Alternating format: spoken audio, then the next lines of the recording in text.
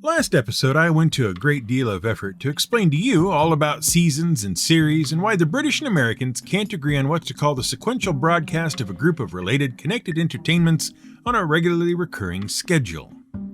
And basically, it all came down to the fact that Charles Dickens and similar popular writers like him began not by writing novels and completed works and then selling them to the public for consumption, but by writing small sections of their stories a bit at a time, which were then printed in the newspapers of the day in installments, while their book publishers gauged public interest. If the public was sufficiently interested in those serialized stories, then it was reasonable to collect the installments into a bound volume and offer them for sale afterwards. The problem, of course, was that it was very expensive to print books if you couldn't be sure how many of them you would sell. It was an awful financial risk, made more so by the fact that the general public had yet to develop the habit of regular reading, or at least regular reading for enjoyment. See, up until the Industrial Revolution, casual reading matter didn't really exist for your average man or woman. What reading you did do was reading for a purpose, either to learn something specific or because you had to read it as part of your job or education. The only people who could really devote time to casual reading were those who had nothing else much to do, because they had other people doing it for them. There just wasn't enough time in the day for average Joe or Jane reader to do anything but work, eat, and sleep. Only the elite could afford to set aside time to read, and only the elite could afford to buy the expensive reading material that made it all possible in the first place. Besides, reading for enjoyment was dangerous and immoral, as are many new forms of entertainment down through the ages. Especially immoral and dangerous was reading in bed. After all, you might foolishly set your book down on top of the bedside candle and burn down your house and everyone in it. Or maybe it was just that reading might unreasonably give poor and lower class people the idea that there were other ways of life to which one could aspire. If you read about far-off fantastical places, working to meet your obligations to family and community might not seem so grand and exciting. Certainly not enough to keep you doing it day after an interesting day. Why, you might escape into a fantasy realm for as much as an hour a day, and then what would happen to society as we know it? All this made it very difficult for publishers to build a market for their books, and made publishing fraught with more risk than reward. So knowing how the public might react to offering a novel before going to the trouble of actually offering it made all sorts of sense for the publishers at the time. Serialization was the key, and soon it became one of the best ways to provide not only written entertainment, but, by following similar presentation principles, the best way to keep people listening to their radios and later watching their televisions. But in the publishing world's equivalent of parallel evolution, something else came about because of the very same inspiration that brought along newspaper serials, something which changed the reading habits of nations and opened up brand new vistas, even though its origins lay at the end of an 18th century rope. Because you see, what happened was that someone came up with a cheap way to make paper. It was no longer necessary to collect cotton, rags, and linen to make rag paper via a lengthy and labor-intensive process, which was part of the reason paper and therefore books were so expensive. Why go to all the trouble of processing and producing all that rag paper when you could just take some wood, mash it up, spread the resulting slurry thin, and let it dry, thereby creating an inexpensive process for making cheap paper from mashed up wood, which meant books were suddenly much less expensive, which meant publishers didn't have to worry so much about sales because, since it only cost a few pennies per book, you didn't have to sell nearly as many to make a profit. Why, you could print almost anything that almost anyone could read, and it didn't even have to be good. In fact, when it came to pulp magazines and books, named after the wood pulp they were made from, the worse it was, the better it was. This is GM Word of the Week, and I'm Fiddleback.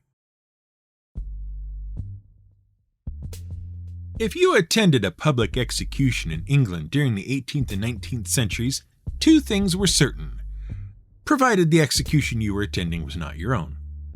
First, you were definitely going to see someone killed, and second, you could take home one of the most popular, if grim, collectibles of the day.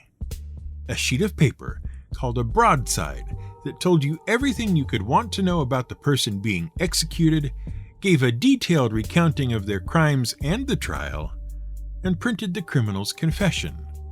And it was all illustrated from crime to trial to execution. Just to make sure no one who bought one of these broadsides thought that a life of crime was the way to go, there would also be a little bit of verse to go with it, reminding folks that crime was indeed bad and the penalty was often death, just like the one you'd witnessed here today.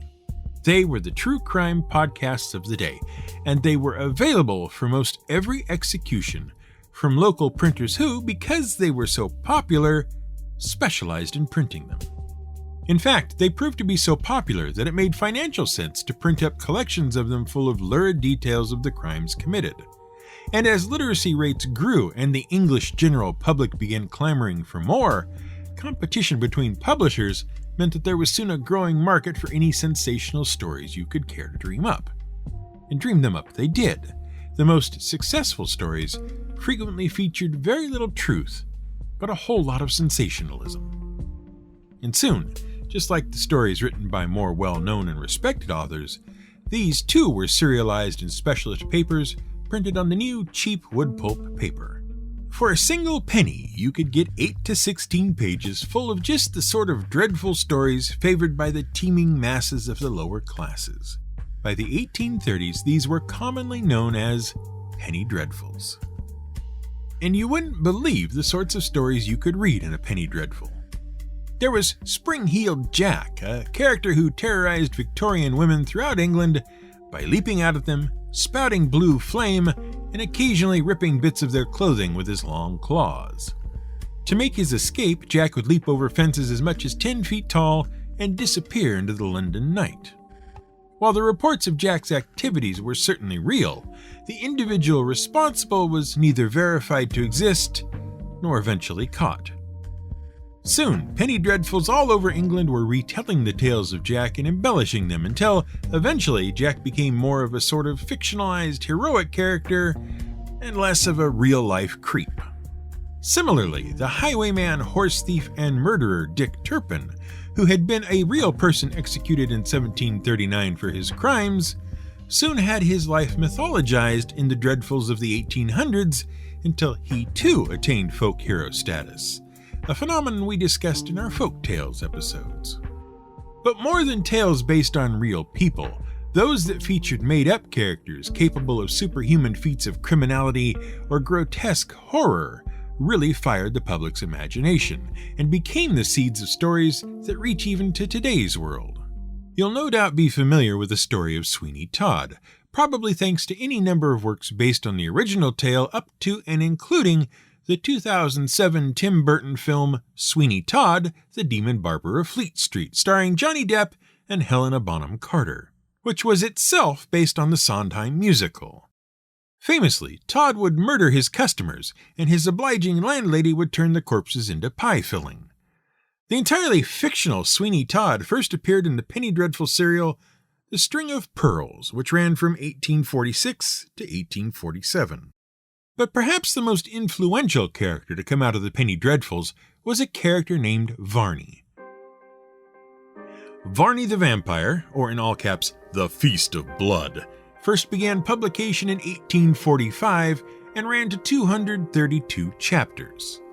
Since Varney's authors were paid by the line, they saw no reason not to push the story along for the next 2 years as long as the paper continued to pay, which they would do as long as the public kept reading. The only problem is, the story is kind of a mess. First, the setting isn't really clear. It could be the 18th century, but it might not be since it references the Napoleonic Wars, which had yet to happen. The human characters in the story come and go without much rhyme or reason, one of them simply disappearing in the 36th chapter because the author forgot about him and never mentioned the character again. Varney himself gets a variety of different origin stories over the course of publication, and changes from a mostly monstrous character to a sympathetic one who might or might not be the resurrected form of one Marmaduke Bannerworth, relative of Varney's intended victim, Flora Bannerworth. Or is he Sir Runagate Bannerworth? The author hardly seems to know which it should be, randomly switching between the two for no apparent reason. By all accounts, Varney the Vampire, or The Feast of Blood, is hardly worth reading at all. Its nearly 900 double-columned pages are exactly as good as you would expect from an author whose main focus was keeping the end as far away from the beginning as he could in order to keep getting paid. Even so, the public ate it up, and the novel, a massive book by all accounts, was published in 1847 when the serial finally ended. However, Varney the Vampire, or The Feast of Blood, did have a significant impact. 50 years later, Bram Stoker would publish Dracula, acknowledging the debt it owed to Varney and relying on many of the tropes initially established in the massive story. From sharp teeth to hypnotic powers to superhuman strength, they all first appeared in the story of Varney the Vampire. Although, if we're keeping score, Varney did manage to get around in the daylight and was unimpressed by either garlic or crosses. But also consider, Varney was meant to be a sympathetic vampire, or at least became one as the serial continued. One whose condition the reader felt sorry for, a theme which was picked up in later vampire stories, from the TV series Dark Shadows, to Anne Rice's Interview with a Vampire, to Morbius the Living Vampire of Marvel Comics fame. Even Season 4 of the Netflix series Castlevania references Varney, as played by Malcolm McDowell. Eventually, it occurred to publishers that they could gather up numerous separate stories in one magazine while still keeping the costs low. In 1832, the Boys and Girls Penny magazine, a story paper, was published and soon took off, cementing the popularity of the format. By the turn of the century, penny dreadfuls had faded out, but the story papers kept going and soon took over the name. The story paper format retained its popularity all the way through to the Second World War, and eventually the format would transition into something new once again: comic books. However, by the 1860s, a new format of publication was beginning to take a foothold in America, also thanks to cheaply produced wood pulp paper and also inspired by the story papers and the earlier printed serials. Coincident with the Civil War, literacy rates in America were on the rise, and the public demand for more reading material saw a similar increase. This opened the door for rapidly printed, extremely cheap novels drawn from similar sources as the more formal, and admittedly often more well-written, novels from the likes of Charles Dickens. Sensational and fantastical serialized stories in magazines and papers of dubious literary merit were gathered together in cheaply constructed and produced volumes of 100 pages or so, and christened dime novels. The first series of dime novels to come out did so under the heading of Beadle's Dime Novels. The initial run reprinted Anne Stevens' earlier serial from Ladies' Companion magazine, Malesko, the Indian Wife of the White Hunter. It sold more than 65,000 copies in the first few months of sales, contained no cover illustration, and was wrapped in a paper cover. It was wildly popular. Other publishers rushed to produce similar volumes and followed the conventions established by Beadle. The initial batch of stories were outlandish, wild affairs and reprinted many of the earlier American story paper serials of 30 years prior. They tended to focus on frontier stories at first, though original works did make their way onto the pages. In short order, one could read about adventures in the Wild West, on the high seas, on the railway, in the circus, and even prospecting for gold in the American West. But for all their success, dime novels weren't well liked by everyone. Serious literary critics didn't much care for the new and rising popularity, and were as much against the people reading the books as they were the books themselves. After all, you couldn't have just anyone going around and reading things they enjoyed. Literature was a serious matter, written and read by serious people with serious themes and serious things to say. You couldn't have the common person reading such frivolous stories. Why, they might go out and try to have adventures of their own instead of doing the serious work they were meant to do. And think of the children. Why, they might get ideas, and we can't have that now, can we? Well, not those ideas at least. It's perfectly acceptable to have serious literary ideas, of course. What the popularity of dime novels really did was highlight the growing disparity between the haves and have-nots. They were so cheaply made that they were easily accessible to anyone who cared to buy them, unlike the more worthy literary efforts of the day, which, being printed on better paper and bound into more well-constructed books, made them much more expensive and kept them out of the hands of the working poor. Anyone who considered themselves a serious author or a serious critic was very much against the idea of letting the masses have access to and read any of the dime novels of the day. Why, if they wanted to read, let them improve themselves by reading the classics, which were clearly not about the sorts of people the masses were likely to encounter, and therefore had little relevance to them. Far better were the dime novel heroes, who were frequently people just like the reader who'd made good by either luck or hard work. Publishers made their fortunes giving the newly literate lower classes readable, exciting adventures featuring people like themselves doing things they dreamed of doing. And it hurt not at all that upper-class women were beginning to enjoy them as well for their more romantic turns. In 1882, a man named Frank Munsey managed to convince a New York publisher to begin publishing a magazine he had conceived for children. Initially 8 pages long with a nickel cover price, the slim volume featured stories for children from popular juvenile authors of the day written in the style of the dime novels.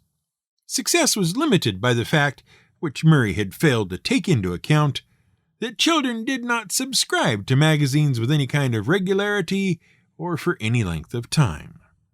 5 months after its debut, the magazine folded and went into receivership. Munsey was owed back pay from the publishers, and through this managed to gain control of the magazine himself. Once again borrowing money from friends, he relaunched the magazine on his own with a few changes. One of which was to change the focus of the magazine from children to adults. The other was to change the name of the magazine. And so, the Golden Argosy became simply the Argosy, and one of the most influential and longest-running pulp magazines began its legendary run. It was the first of its kind, an all-pulp magazine dedicated to the sorts of exciting adventure writing that the public demanded. Between Argosy and its sister publication All Story, which began in 1905, the two magazines defined the pulp magazine genre and made popular the sorts of fantastical stories that were, and still are, pooh-poohed by the purveyors of serious literature. Among the many authors appearing in Argosy were early offerings by Upton Sinclair, political activist, Pulitzer Prize winner for fiction, and one-time candidate for governor of California, and Zane Grey, dentist and author of some 90 Western novels. Argosy is even credited with publishing the first female science fiction author, Gertrude Barrows Bennett, and her story, The Curious Experience of Thomas Dunbar. Bennett would later go on to create the dark fantasy genre of writing with her subsequent offerings to the magazine. Meanwhile, over at All Story, other writers were beginning to establish themselves.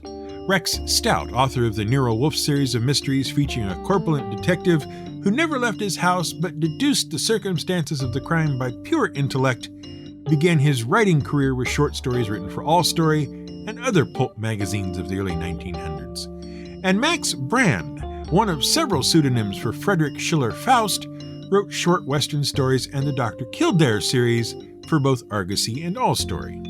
But for every soon-to-be great author, there were a half-dozen authors whose efforts at writing pulp fiction were less than satisfactory, who, instead of writing incredible tales of imagination, wrote to formula and engaged in every sort of tired cliché available to them. At least, that was the opinion of a hard-luck pencil sharpener wholesaler with 2 young children and not enough money to go around. In his spare time, which it seems purveyors of pencil sharpeners had copious amounts of, he took to reading pulp fiction magazines, and by 1911, he'd had more than enough of that. If people were paid for writing rot such as I read in some of those magazines, I could write stories just as rotten. As a matter of fact, although I had never written a story, I knew absolutely that I could write stories just as entertaining, and probably a whole lot more so than any I chanced to read in those magazines. And less than a year after setting his sights on the pulp magazines, he sent a thick manuscript off to All Story, which immediately serialized the story and ran it. And so began the writing career of Edgar Rice Burroughs, with Under the Moons of Mars, later published in book form as A Princess of Mars. A further 10 sequels to the original would follow, bringing life to the dead planet. Over the course of his career, Burroughs would send other adventurers off to other strange places, including Carson Napier to Venus, David Innes to the world at the Earth's core Pellucidar, an entire German submarine crew with British captives aboard to the land that time forgot, and dozens of other people to the moon, post-war future America, tiny fictional European kingdoms, the Wild West, and enough other places to fill up more than 80 novels. And of course, his most famous creation of all, Tarzan of the Apes. Burroughs' stories inspired generations of writers to follow in his footsteps. But not just writers.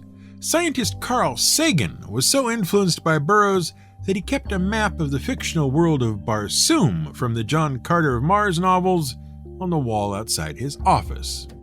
Ray Bradbury once accorded Burroughs the distinction of the most influential writer in the entire history of the world due to the influence of his work on the youth of the day, saying that by giving romance and adventure to a whole generation of boys, Burroughs caused them to go out and decide to become special. And in truth, the whole of pulp magazines and books, by making themselves available to the masses, probably did more for the imaginations and enjoyment of countless millions of people than all the classical novels of previous generations. Which is not to say that the classical works of literature had nothing to say which might inspire.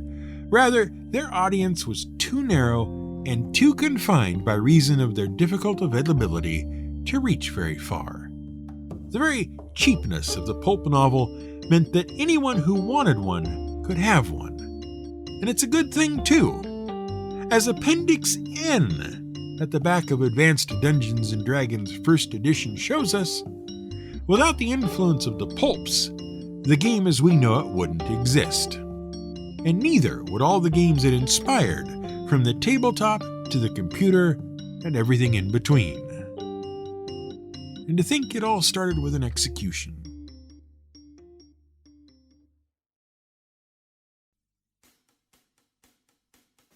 Thanks for listening to this episode of GM Word of the Week. I'm glad you did. We've read a lot of books, both directly from and inspired by the pulp genre. If you like, head over to Goodreads and find me there to see what's been read and what's waiting to be read. I'll put a link in the description if you're interested. Right now, I've challenged myself to read 52 books in 2022. So far, I'm only 9 books in. If you've enjoyed this episode and would like to hear more, head over to buymeacoffee.com/fiddleback and grab a membership spot. If you do, you'll get early episodes and transcripts, and if you are so inclined, you can get in on monthly chats and even bonus episodes. buymeacoffee.com/fiddleback. GM Word of the Week is a Fiddleback production, researched, written, and produced by Brian Casey. Music is provided by Blue Dot Sessions. There is real hope for a culture that makes it as easy to buy a book as it does a pack of cigarettes.